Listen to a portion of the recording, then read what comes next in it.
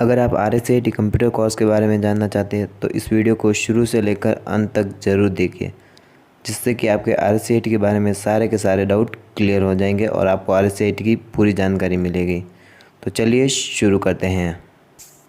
आज हम जानेंगे RSCIT कंप्यूटर कोर्स के बारे में, जिससे आपको इसकी सही जानकारी मिल सके। जैसे कि RSCIT क्या है, RSCIT का पूरा नाम, RSCIT क्यों ज़रूरी है और कौन कौन ये कोर्स कर सकते हैं, RSCIT कंप्यूटर कोर्स की विशेषताएं अर्थात इसके लाभ क्या हैं, RSCIT कंप्यूटर कोर्स में कितना समय लगता है, ये कोर्स कितने समय में पूरा होता है, इस कोर्स में आपको क्या क्या सिखाया जाता है, RSCIT एग्ज़ाम पैटर्न कैसा होता है, इसका एग्ज़ाम टाइम क्या है, री एग्ज़ाम कैसे देते हैं, सर्टिफिकेट और फीस के बारे में जानेंगे।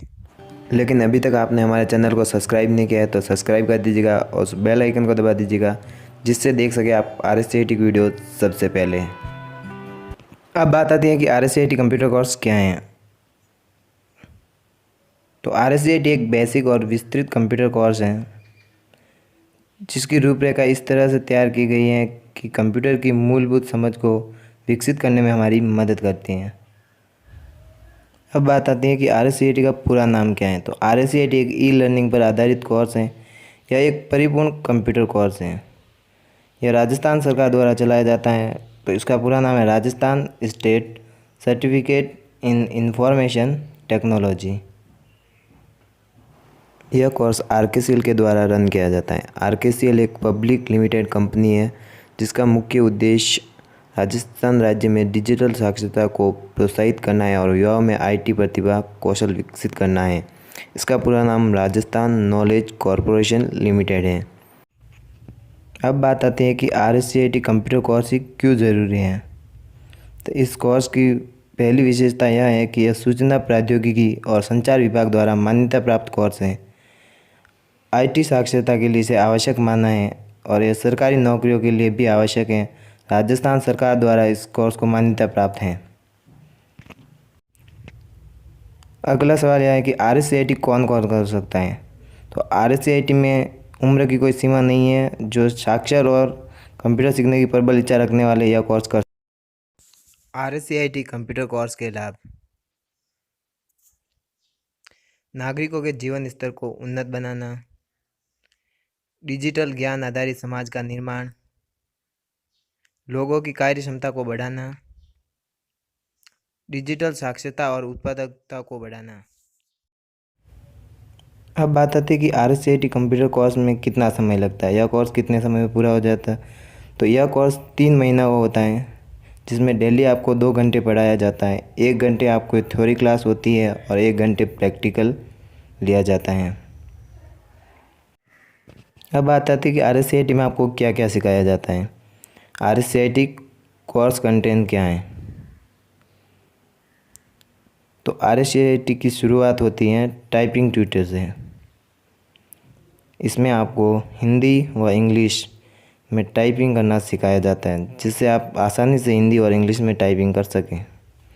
इसके बाद आता है ऑपरेटिंग सिस्टम विंडोज़, जिसमें कंप्यूटर स्टार्ट करना, शट डाउन करना, स्क्रीन सेवर, वॉलपेपर, फोल्डर बनाना, डिलीट करना आदि बताया जाता है। इसके बाद आता है माइक्रोसॉफ्ट ऑफिस और इसके बाद आता है इंटरनेट में आपको 130 से भी ज़्यादा इसके यूजेस बताए जाते हैं, जिससे आप आसानी से इसका यूज़ कर सकें। अब बात आती है माइक्रोसॉफ्ट ऑफिस की। तो माइक्रोसॉफ्ट ऑफिस में आप MS वर्ड, MS एक्सेल और MS पावर पॉइंट के बारे में आपको बेसिक से लेकर एडवांस तक बताया जाता है। RSCIT exam. तो RSCIT का एग्ज़ाम पैटर्न कैसा है, इसके बारे में हम बात करेंगे।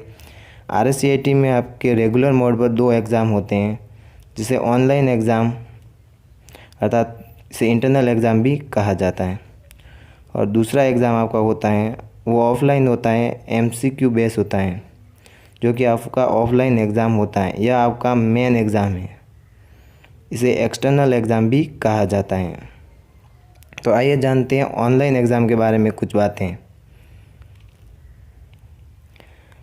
ऑनलाइन एग्ज़ाम 30 नंबर का होता है और इस एग्ज़ाम को पास करने के लिए आपको मिनिमम 12 नंबर लाने अनिवार्य हैं। यह एग्ज़ाम आपका 15 दिन में कंप्लीट हो जाता है, जिसमें 15 असाइनमेंट होते हैं और एक दिन में आपका एक असाइनमेंट पूरा होता है। और इसका टाइम 15 मिनट है और इसमें 10 क्वेश्चन पूछे जाते हैं। अब आती है ऑफलाइन एग्ज़ाम अर्थात आपके मेन एग्ज़ाम की। यह आपका 70 नंबर का होता है। इस एग्ज़ाम को पास करने के लिए आपको मिनिमम 28 नंबर लाने अनिवार्य होते हैं।